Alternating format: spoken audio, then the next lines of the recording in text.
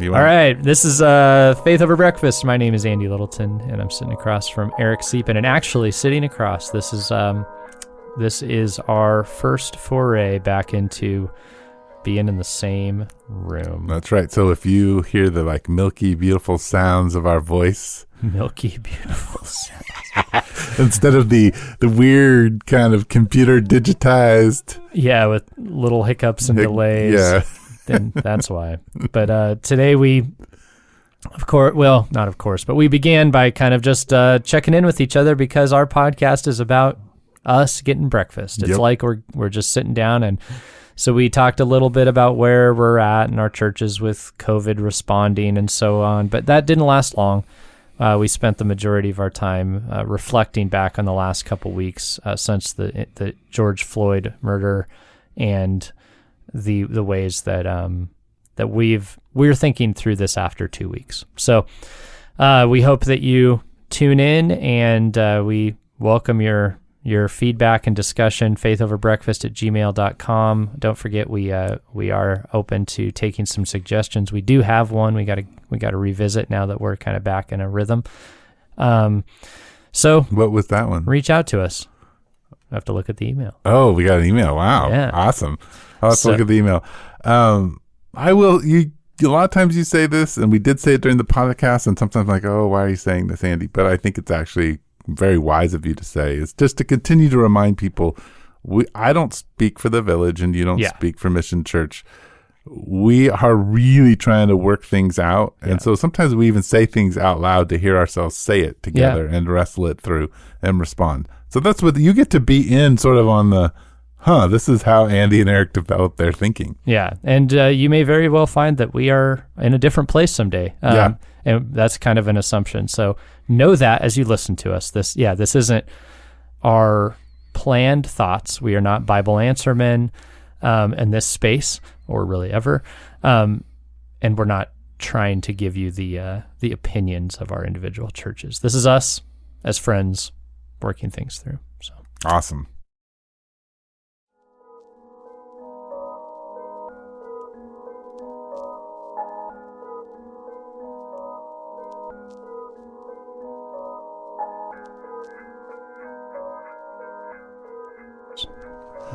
Oh, yeah. Can you talk? Hey, check. Oh, yeah. You're good. All right. Eric, we're in the same studio. We have these awesome ear shields called headphones. We have a mouth shield called a microphone. And That's right. Are 4.5 feet apart, which for CDC guidelines for podcasting behind microphones, we've actually gone beyond their recommendation. We have gone beyond the recommendation. Yeah. No, I don't know where the recommendation might be, but I think we are blocking all spittle with these mics. We are. Dude, it's good to see you. It's good to see you too. It's good to be back. And man, what a time to be back. What a time to be back. It feels like as we were just saying, last week would have been the week to be in the middle of the fray, but hey, let's be honest. It was a major fray, and maybe it's kind of better that we didn't do anything last week. Yeah. No. And that this week we can kind of swoop back into our millions of followers, mostly in Japan, and our millions of followers, our 92 listeners, 92 folks at our church. Hey friends. Yeah. Probably an even split, 45, something like that.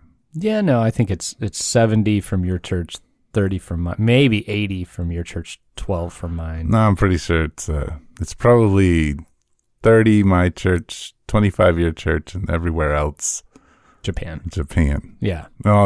Somebody in Phoenix, somebody in California. Yeah. Anyway, that's how it goes. Here we are at Faith Over Breakfast. You had breakfast. I had coffee. Yeah, I had to try 3 times. Alice's, which is down the street, which I would love to become, kind of a staple place for us because it's the long time, little locally owned. Yeah. Joint. Anyway, they had a little sign up today, closed Tuesday only. Of all the one day, I thought I'm going to go to Alice's. And I was going to get a little takeout sandwich from there, but no. And then I went to Caramello King down the street for a breakfast burrito. Nope, closed. Closed. So where did you get this burrito? Paco's. Yeah. So I had 2 strikes. I almost struck out, but you got breakfast. I got breakfast.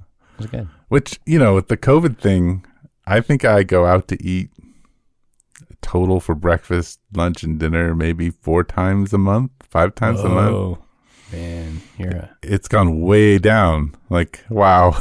Really? Yeah. Ours went down. It's kind of back. Yeah. I mean, we were intentionally trying to go to some local spots for takeout. And, some of which were people we know, or ones that we kind of had the thought process of what business would we be really sad about if it was gone. Yeah. So we picked a couple of those, and and we learned that we have a higher allegiance to Pizza Luna than we realized. Pizza Luna. It's like down the street, yes, super it's right good pizza. There. And we're like, if that were gone, that would really stink. And oddly, for me, Slice and Ice, which is the original owner of EG's. Okay. I went there a number of times. Interesting. Yeah. They've got an Italian sandwich that I think is better than EG sandwiches. Nice. Well, that's not hard. I'm sorry. No, it isn't. But because it's the same dude who started EG's, it means something to me. It does mean something. Yeah. And the fries, though, and the ranch are just as good. Yeah.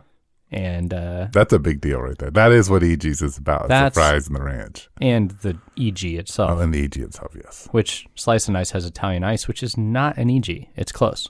It's different, though. Okay. They probably, I'll bet they had signed off that they couldn't do. Right. Make that again. Anyway. Yeah. How we ate out. I think one of the guys who used to go to our church and listen to this podcast, though I think he stopped listening to the podcast because he got tired of us saying like.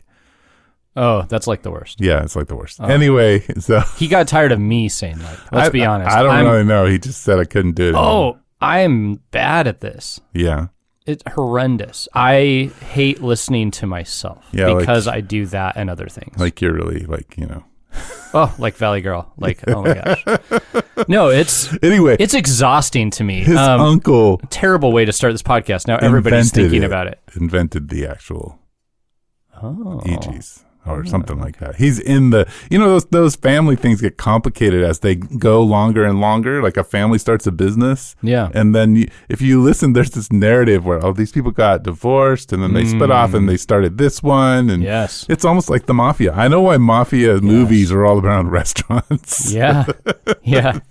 That's totally true. I remember hearing about one restaurant here in town that one of them was closing. And I said, oh, I'm so sorry. And the guy said, well, my sister has a version of it. It's not quite the same, but it's really the same recipes. And we don't get along. So I realized, I wonder if that's, sometimes I think restaurant chains are growing, local ones. Maybe they're dividing. They're dividing. It's like churches. Oh. Yeah, I used to go to this church, but now I go to that one. Yeah, we don't really get along. Yeah. Unfortunately. There's some truth to that. Totally. At least it's not just churches. At least it's kind of human nature. So speaking of human nature, let's start on the easy end of things. Your guys' church regathering projections. What are you guys doing at this moment? We are refusing to put dates on things because if we did, then we'd be committed to that, and we're not sure that's the best idea. Right. We are opening the door to going back to in-person microchurches next week. Which means gathering in people's homes. Yeah, 10 to 15 people. Okay. We're encouraging folks to be as cautious with that as possible, to take attendance for contact tracing. I'm hesitant to promise social distancing because I think when you're in a home, I just don't know how you pull it off, especially with kids. Well, if social distancing is 6 feet, you're going to have a hard time pulling it off in any gathering space. Absolutely. And I've heard already people say that they went to churches who said they were doing social distancing and the people just weren't doing it, and that was very confusing. So that's why I'm hesitant. I would rather we gather and be honest so our small group, for example, Some of them aren't going to do it. Some are going to stay online, and that's totally fine. Like I said, it's an option. So our small group, we've already been visiting the people, and they've been visiting each other. And we've kind of looked at that and gone, That's your COVID circle. That's our circle. Yeah. Yeah. Yeah. Yeah, and I mean, right now the information it's so confusing out there because on one hand, the study came out that said if you're asymptomatic, then most likely you're not spreading it. Not spreading it. So that's relieving. Of course, then, in Arizona, as we've opened, we just had the emergency thing, and ICUs are opening, are full, and all that kind of stuff, and beds are filling up and all that kind. But then there was some article about the data that the bed data was off. Right. Yep. And so maybe that's not true. I know. There's talk about like the British people who are working on the vaccine say that the virus is dying too fast in the lab, and they can't. It's weakening, and so they can't actually. They don't think a vaccine is possible because it's not maintaining. Huh. It's a wimpy little virus, actually. Well, but not. So the other thing is then, the perniciousness of the virus is COVID-19. It was probably here in the summer. Sure. And so, now as they're doing the antibody tests, all of the people, it's higher, right? Yeah. But then, the problem again with this virus is it's more dangerous for me to get into a car and drive than it is to get into a plane and fly. Yeah. But if the plane crashes, I'm going to die. Yeah. But if the car crashes, it may get a small injury. And that is what this virus is. Yeah.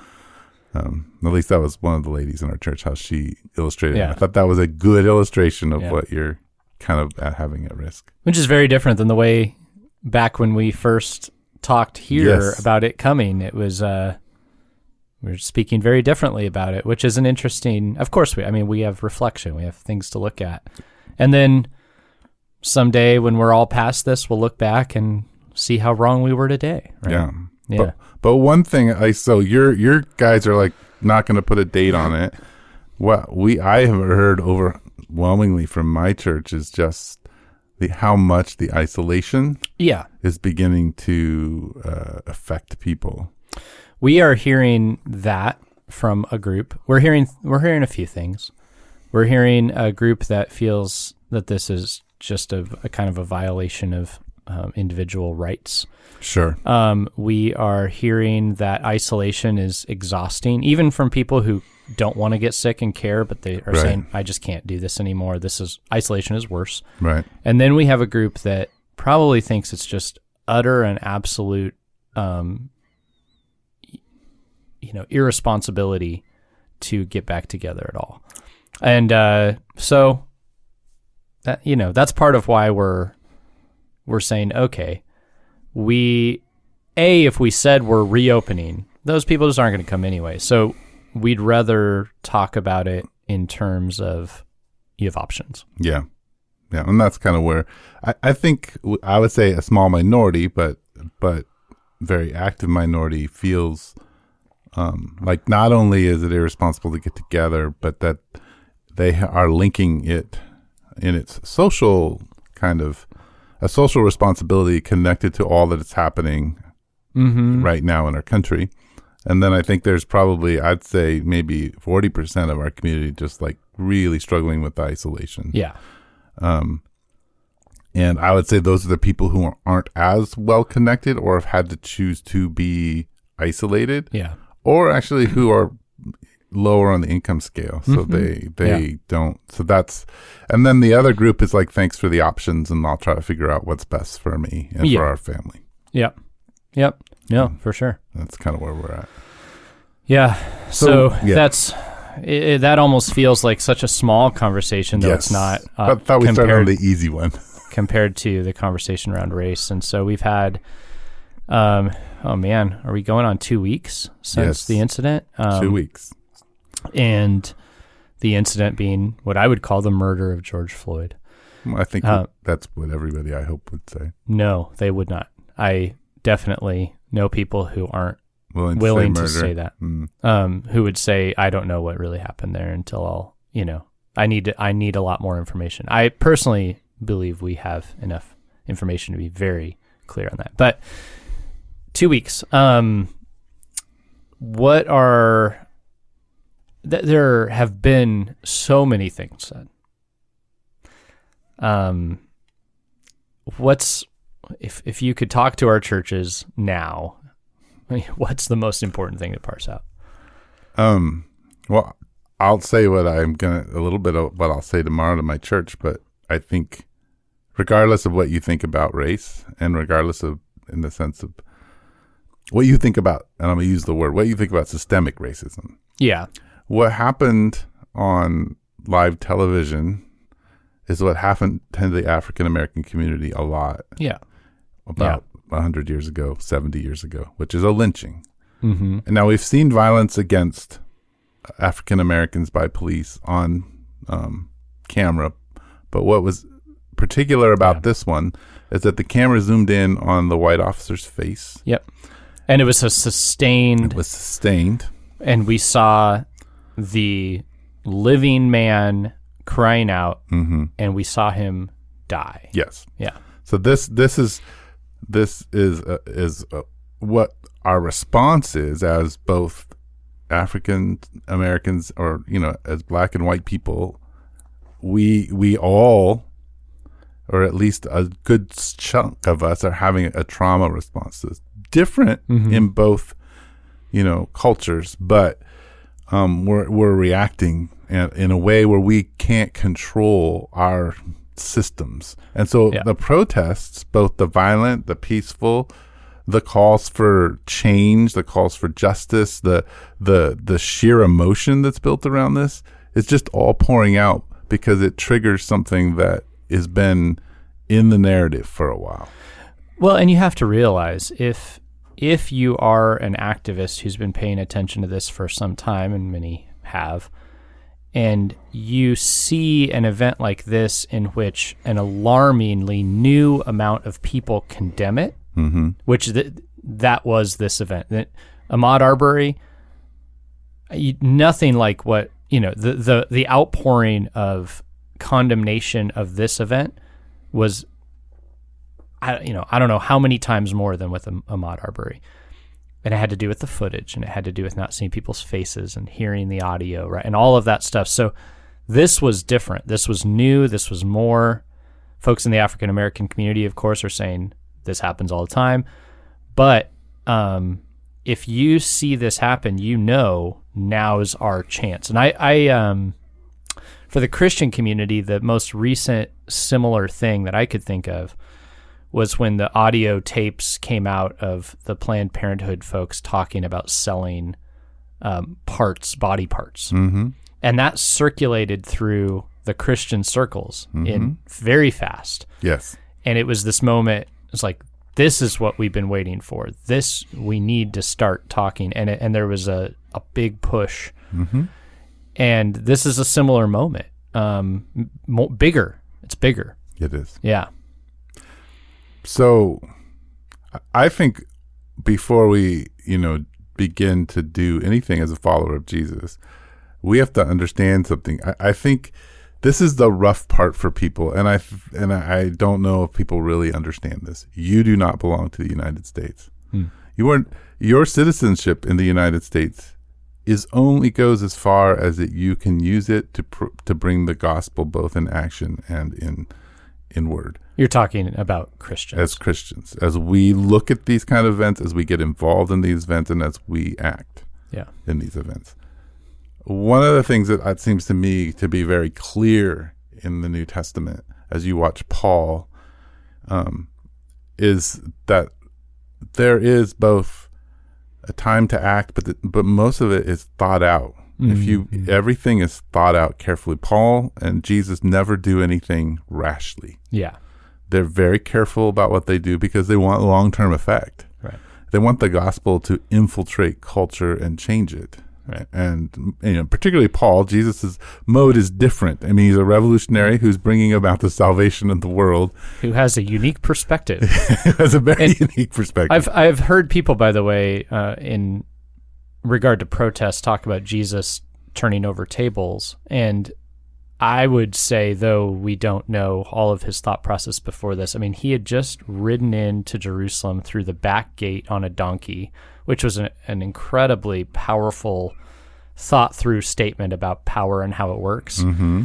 And then he went into that temple and turned over the tables. And I believe that he knew deeply what he was doing and why. Right. And the words that he said at the time seemed to be coming from a place of deeply, understanding the systems at play and the, you could say, oppressions at play.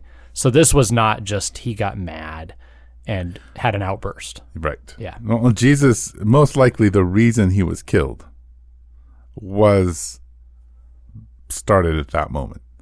Yeah. Because every single thing that happens in the, in the Jewish world and in the Roman world, in that space where legal things happen, it all happens in front of the temple and there. So he's making a lot of statements and expecting. Yes. Can we take a time out? Yes.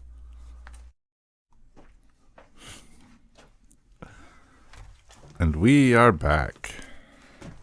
Back and better than ever. Back and better than ever. We were just finishing up talking about what happens in front of the temple. Yeah, and how it got Jesus killed, and it's not the same as allowing your anger. But the other thing and that I would like to acknowledge in all this, and you can talk to this too, is that, I am a 6'4", 250 something pound male. I'll say it, I'm smart, I'm articulate. People listen to me. When I walk into the room, people obey at some level. So, for instance, I'll just give you an example. Last year, we had a single African-American woman with 4 kids in our church who I love. And I was a friend and worked with her and cared for her and in her struggle. And it was really interesting to me to help her get a place to stay. Yeah. For her to go in by herself with her 4 kids and how she's treated. And then for me to walk in with her. It was a different world. They listened to me. Mm-hmm. They were afraid of me if I got a little upset at what was happening. Right. They, in the end, I was able to get her a space and move her in the direction she needed to go. But, would she have eventually found it? Maybe, but not as... Right. But it's interesting how I was treated. Yeah. And this is an important thing to understand. So I understand that when I speak and I have this thing in front of me and I have the capacity to say some stuff to this.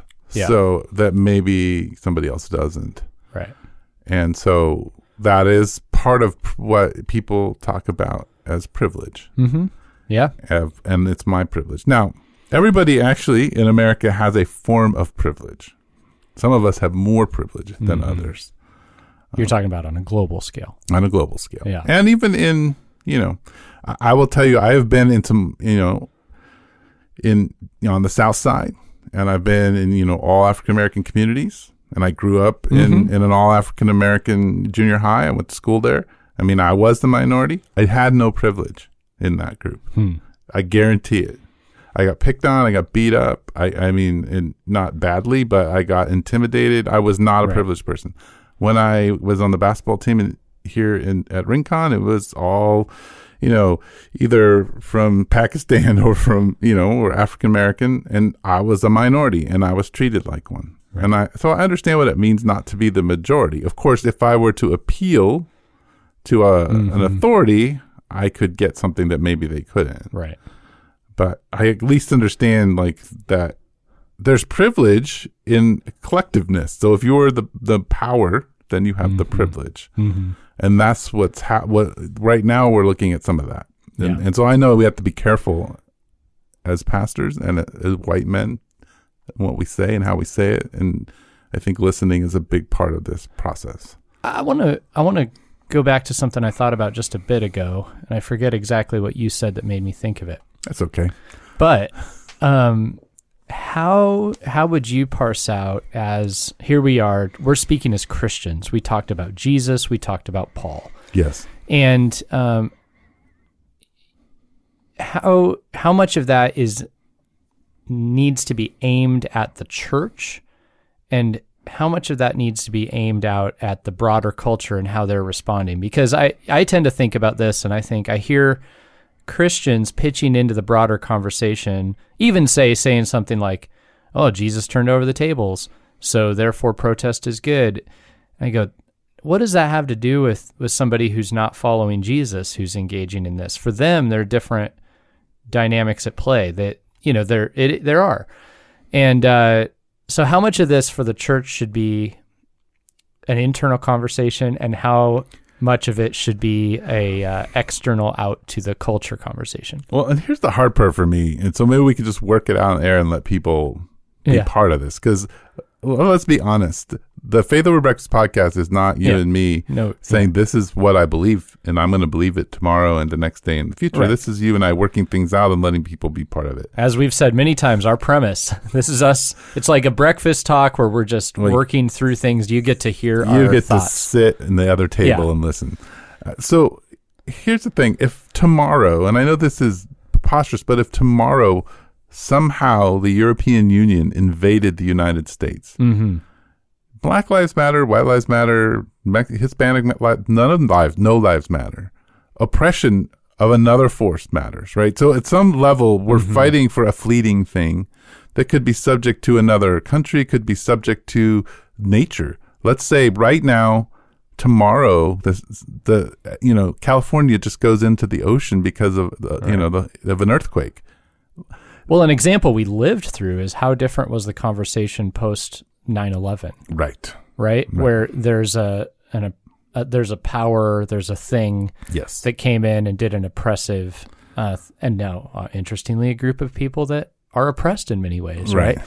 But they became the common enemy. Yeah. Right. So part of it is, I'm not saying that, what I'm trying to say is that governments are fleeting. Yeah.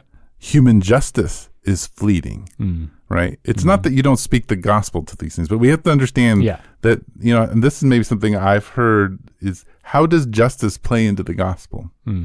Well, in Colossians, it says that love covers a multitude of sins.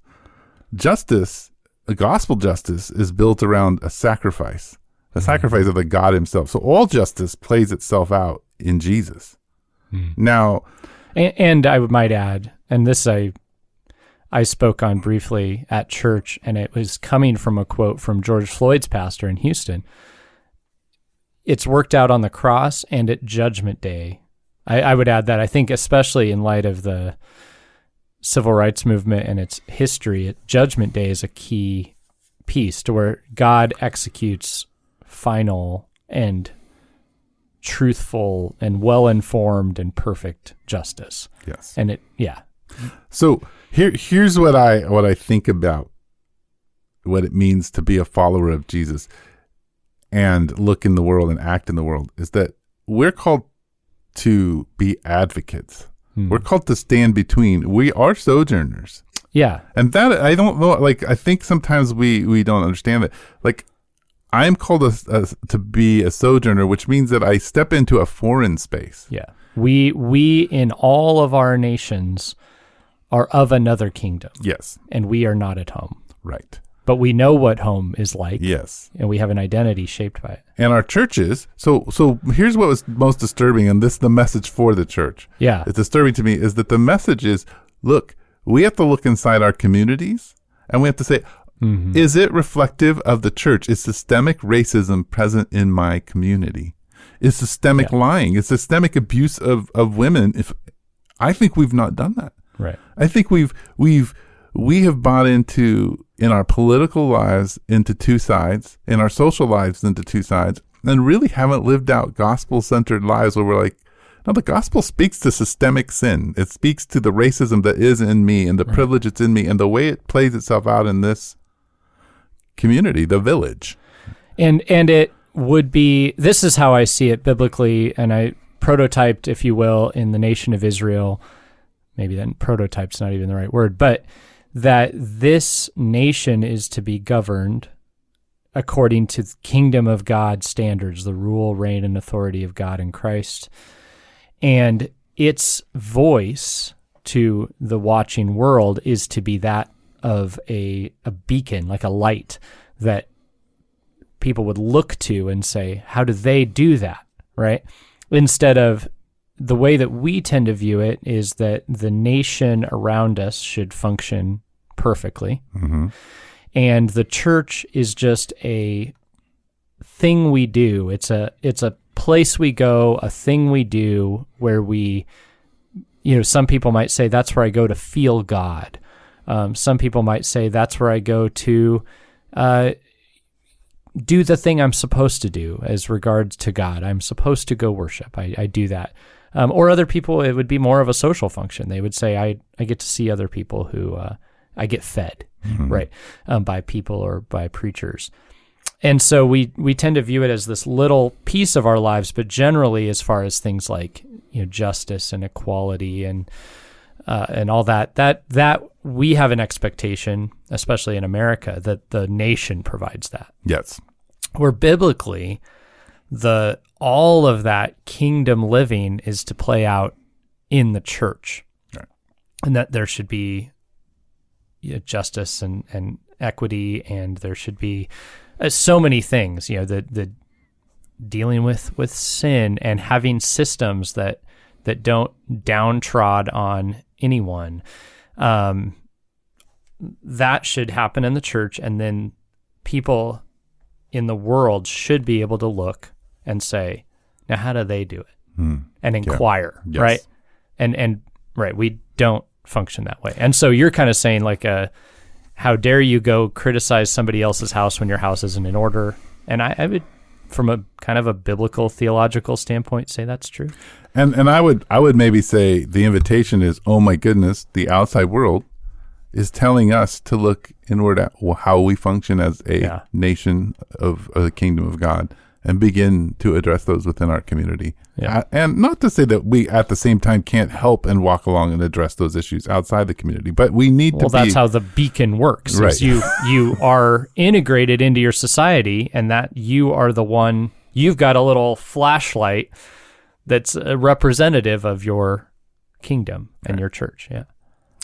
So there's a couple of things though I think that are important to understand when it comes to the church. In Galatians chapter 3, where Paul talks about us all being in Christ, and that there isn't any Greek or Jew, and there isn't any free or slave, or male or female.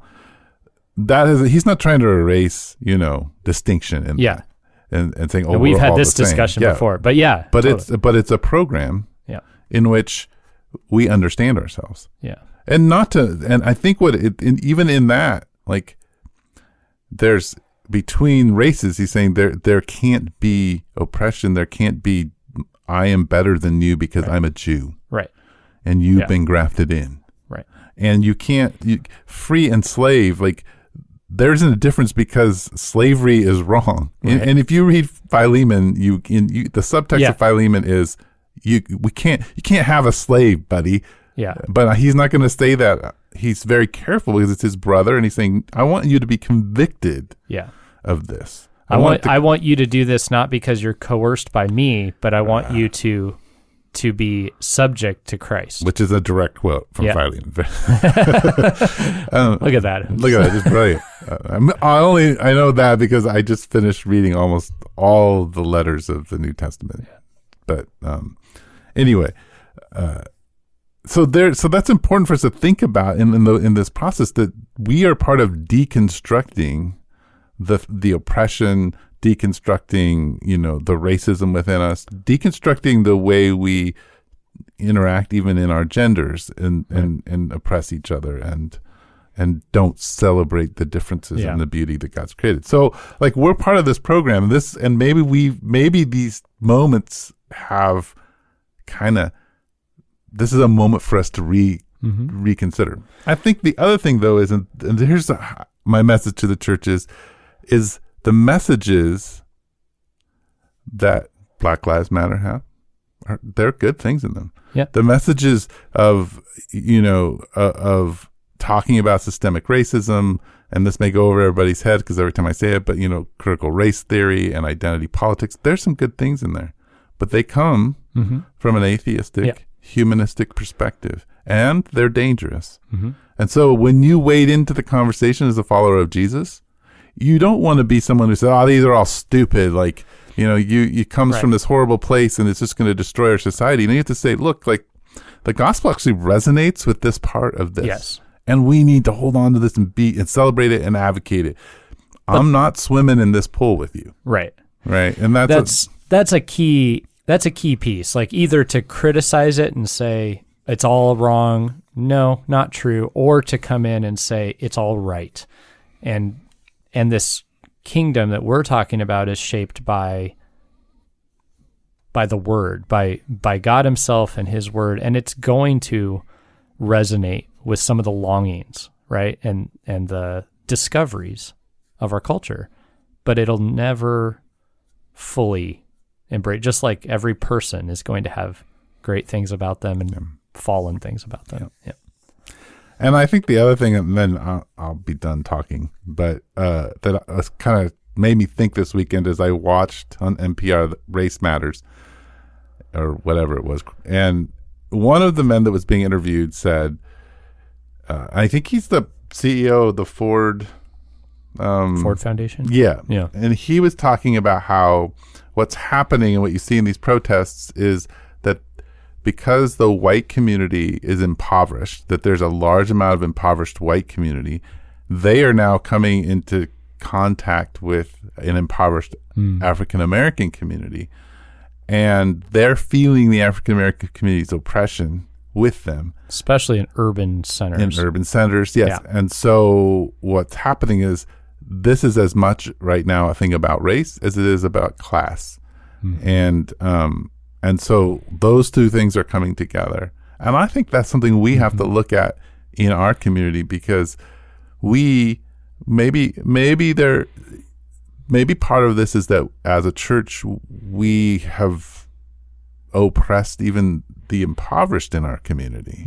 And we have held on to this thing that has truth in it, but it's a lie, which is if you just pull yourself up by your bootstraps and do what you're supposed to do, in America, you can have the American dream. That's a lie. Oh, yeah. It has some truth. Responsibility is important, but it's a lie. Well, and I can speak to that angle of it from my own story, right? Because, unlike many of the folks I know, like when I came to Tucson and came into the church, basically my family had lost everything, right? So we were living in a little mobile home park not far from here, which in white trash world is you're pretty low on the totem pole. I mean, we were in there with a lot of with addicts and people who were right on the verge, and then with some really sweet people, one of which a young family who just hadn't pulled much together yet, and ended up, the husband had brain cancer, older lady with a fixed income who ended up being a really important person in our lives. And but for us, we had a couple things happen. One, my mom got sick and we'd gone out looking for work because that's just to make the politics really muddy. My dad had lost his job because of environmentalism, essentially. And we love owls and trees, but my dad lost his job in lumber because of that, as did thousands of other people. And then my dad came to Tucson to go to a technical school to learn about computers, and that technical school filed for bankruptcy and didn't return any of the funds that people invested. And he didn't get to finish his program and lost all the money. And so because now there's a systematic thing, right? And then did we make some mistakes? Well, maybe. Was it the best idea to come down from Oregon, where my dad worked in lumber, to go to school in Tucson? Debatable. But we did, and it didn't work. And then we got hospital bills on top of it, and found ourselves in a really rundown mobile home. We had the classic two alcoholics on living in mobile homes on each side of us, and they would get in fights and throw beer bottles at each other at night. And I lived in that. And we went to church because we were committed Christians. Interestingly, my mother had a master's degree. Few people realized it. And and my dad he'd worked in lumber since he was 17. And so he worked at Grant Road Lumber here, which, lumber in Tucson's not much of a thing. Right. not the same as it is in Oregon. Yeah. But there definitely was, we didn't have much of a voice within our church community. Our needs, we were pretty much lumped in with everybody else who was poor, I think, on accident. But then there were a couple of moments that really changed. One was that a guy in the church got to know my parents. He had a mobile home on a piece of land in North Tucson, and he offered it to them that they could come and stay in it at an incredible amount of rent, and he never raised it or barely raised it my whole childhood. So we were able to move out of that situation and live a higher quality of, quote unquote, quality of life, because somebody was extremely generous to us. But we didn't get to shape our church. There was a lot of shame. There was a lot of getting looked down on. And so, anyway, the class piece is no joke. And we definitely, now I can speak to that experience of being super poor in wealthy churches. Yeah. It was weird. We kind of just hid it. Yeah. We kind of just faked it. Yeah. Interesting. Yeah. So, I think that's where I'm at in all of this. I think, as I told you before, and I believe it's something we have to look at as a church, is that the trauma response that people are having to George Floyd's death and the murder that was so clearly depicted is that we are a fatherless nation. The African American community is fatherless, and I would argue that if you're under 30, you have elements of being fatherless. The statistics all show this. And when you don't have a father, or a father who speaks strongly into your life or isn't present at any level, like what happens? Well, isn't your defender, isn't your advocate. Yeah, you end up in this place where you don't know what to do, and your whole system responds in these dramatic ways, and that's what's happening right now. Is we're seeing that, and so partly I think as a church we have to have compassion on that, and not when people are like, racism is systemic, let's defund the police department, let's do this. Like, we shouldn't be like, oh my gosh, no, don't do that, that's so stupid. Or like, oh yeah, go for it, like defund, do all this. No, we have to say, okay, this is a reaction to something that was really violent. You should never make decisions. This is what your dad would tell you. You should never make a decision based on a violent experience you've had. Right. Or any kind of adverse experience. Right. Well, first you need to begin to just calm yourself and begin to get recentered, and then we can move forward in doing things that are to make what needs to be made right. No, I understand why people are jumping on the opportunity, like I kind of mentioned before with activists, and like this is kind of an opportunity window. Yeah. And some of them have thought about this before, so I don't want to. Yes. But at the same time, as someone who doesn't really know what you're talking about, don't jump wholesale onto one of these things. Like, really research it. I thought about it today. I was like, I'm not even sure exactly what people mean when they say defund the police. It sounds like take all money from the police. That's just how it sounds. But I should probably understand what they're saying before I really opine on it. Another thing with the fatherlessness is just to realize that our police are fatherless, right?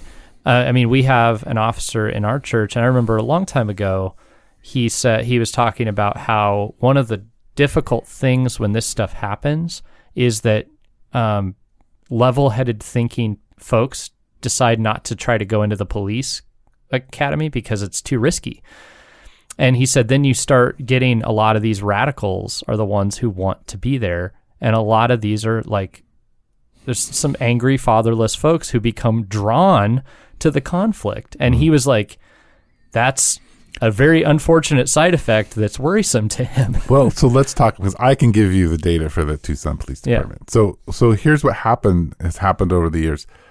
One, until recently, we didn't pay them very well. Yeah. Two, because of all this, we couldn't get applicants. Right. So you had to get a 75 on the test. Yeah. They lowered that to 40. Yeah. So, and what happened is the good officers started moving to Phoenix. Yeah. In fact, a really good officer in Tucson moved to Phoenix from our church. Yeah.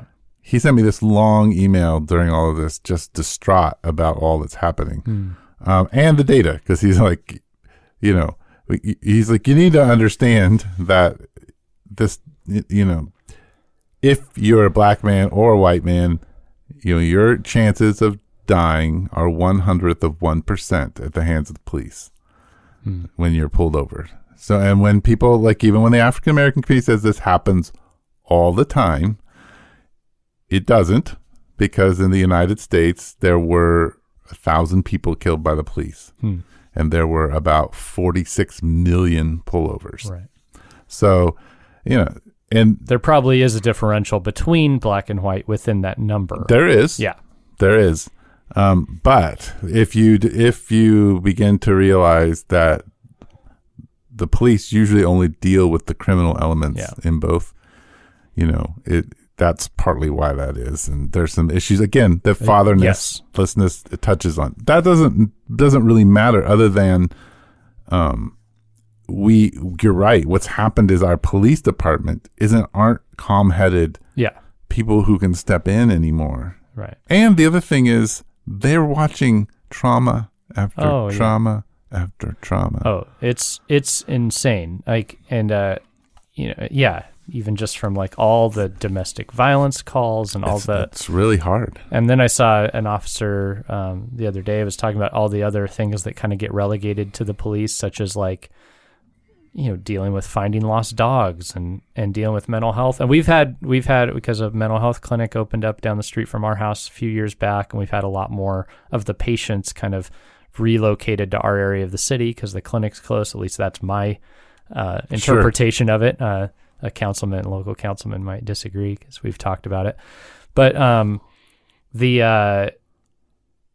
we've called the police because that's what you're told to do when you've got a mental health patient, or assumed, somebody who's not committing a crime, but who's maybe yelling or has a lot of items they're storing in people's backyard, which is what happened in our neighborhood. And the police come and they have to like get clogged up with dealing with this. And what are they? They're not really equipped to do this. This shouldn't be something that they do. So a lot of the people who are saying defund the police are really the positive side of what they want is to fund other entities to do a lot of these things. Right. Which is not that that side of it feels like a good idea to me. Except here's the thing is I know from the other end, from knowing lots and lots of people who work with the DES and they call the police anytime they go to any problem center because they're not trained to handle violent situations. Right. So now what defunding the police means is that we're going to fund somebody else that's not equipped. Right. Yeah. And then we're going to have to call the police, but they're not going to have as much funding. Right. So right. But that's a whole. But if we go back to we're getting sidetracked. I think the real thing is, yes, racism is systemic. Yes, you and I are racists. It's a hard thing to say because but here's my concern about the use of words is if you call me a racist now we have a word and a word has a definition. Yeah. If I use a word to define an African American or a Latino, like that word now means something. Yeah. And so one of the words that gets tossed around is like white fragility. Now so when we begin to label people, we begin to otherize them. And when we begin to otherize them, we're not able to connect to them. And then we become more divided. So we have to be careful on how we use words in all of this. Well, and they have power, and there's a reason that groups use them, and it's often not redemptive. Right. I mean, I've said with the racism, thing, like systemic racism, that idea that basically, that prejudices and such aren't just personal attitudes, but they're actually embedded in systems, which historically I'm quite convinced of. Now is probably not the moment to like go into all of that because we've been talking for some time. But and then racism, you've got a superiority complex of some form, would be toward people that are different than you, especially different race. That and there's a lot that could be said. But personally, I think that Christianity gives us a very it's like a lob of it's easy to accept these things but not be crushed by them, because Christianity at its core says everybody's a sinner. Nobody isn't, and we don't love each other the way that we ought to. It's just that's like the doorway into Christianity, is you have to accept that. So for a Christian to say, and it is pretty clear that it gets passed down from generation to generation, and that sin isn't just what you do on purpose, but it's what you do out of reflex, without ever thinking. That's just the definition of sin. It's missing the mark of perfection. Nobody does that on purpose. You do it on accident. And so I think we have great resources to go, I don't have to claim not guilty here. I can own this. Yeah. But then I think the other thing that Christianity offers is also the doctrines that speak to the image of God and the dignity that comes from being created by a creator, so that you're not a lost cause. And because you have these things in your life doesn't mean you're meaningless or to be silenced. But you should be humble. Yeah. Right. Yeah. Well, I think here's the value, like no matter where you come down on things, the value of listening to people's stories. I was listening to an interview with Erwin McManus, and he was interviewing a couple prominent African Americans last week. And I've heard a lot of these interviews, but the thing that struck me was he was just talking to the wife, and she said, it's not so much for her experience that she was experiencing racism in all these different places, but she said, here's what the Black experience is like. We were over at predominantly white communities, swimming pool. We went swimming. They're great friends. We love them. My son is swimming. He's about the same age as Trayvon Martin, right? The one who was shot with the hood, right? That's I get the names mixed up sometimes. He got out of the pool and he dried off and he threw his hood on and pulled his hood over his head. Now she's like, my kid is this soft, kind 13-year-old. And all of a sudden my heart stopped because I thought what everybody sees is a criminal. Yeah. Right. And so some of what we've allowed to be projected produces anxiety and fear in our brothers and sisters who are of a different melanin, you might say. But, and so we if we don't honor that just that very little thing, then we've missed this whole. We're missing an opportunity to really deeply care for the people that are our brothers and sisters who face a different thing than we, if you're white, than you face in the public. And to love one another requires that you try to understand that and move toward that. I don't expect anybody to figure it all out and get it all right, but out of love, let's try. Right. Rather than, I've found that one of the biggest impulses has been to get angry that somebody is saying I might be guilty of something. Right. And that to me is just, as a Christian, it's like, we don't need to do that. Why not listen and consider that maybe they're onto something? At least take it all in. Right. Well, I think, if I sit and listen to, a young woman who has been abused in some way and she's raging about it and talking about men, I don't think, all men aren't that way. You don't need to feel that way. I just listen and accept her experience and try to move towards being different and caring for her in a different way than she's experienced. That's all I can do. Right. Yep. And say, I'm sorry for what has happened. And it wasn't right. And I want to be in a place in a world where that's not happening. Right. I think we need to be careful as people to prescribe, like, well, this is how it should be fixed. Yeah. And this is the only way it can be fixed. Yeah. And we all need to agree on this. And if you don't, this is, who you are. That narrative has to stop on either end. Right. Well, it just further, it widens the gulf between us. Yeah. Right? I think Condoleezza Rice, she wrote an article about this recently. Yeah. I think she was... Haven't read it, but I saw that. Yeah. Very favorable towards the protests. Mm-hmm. I mean, but she said, they can only go so far. And I think what she talked about, which was interesting to me, she's like, we need to have conversations, African Americans and whites. We need to sit down, but African American community needs to check their justice for the past at the door when they sit down to talk because you can't condemn people if you want to have a conversation and move forward. You can't say you are all guilty for your past. Now repent from it and make up for it. You have to say, okay, the past narrative affects me and it's going to continue. Yeah. But to have a conversation with you that's honest, I got to check that at the door while we have the conversation. That's nuanced. I think that the way that I'm hearing it, what I assume some people would react and go, no, the past, it really is still here and still affecting us. It doesn't sound like the way you're describing it. That's what she said. No, she didn't say that at all. Kind of, from my understanding of it. Said but you can set it down. Yeah. While you have a conversation with somebody in order to understand them in the here and now, or something to that effect. Yeah. And if, and so that you both can hear each other. Yeah. Huh. Well, I'll have to check that out. And, anyway, I think we've had a podcast here. Yeah, it's good to be in the studio with you. It is, man. I'm just so tired of those birds. The birds in our yard, I think they, with how all those turtles were showing up in New York and stuff like that, I think that's what happened with the birds in our yard.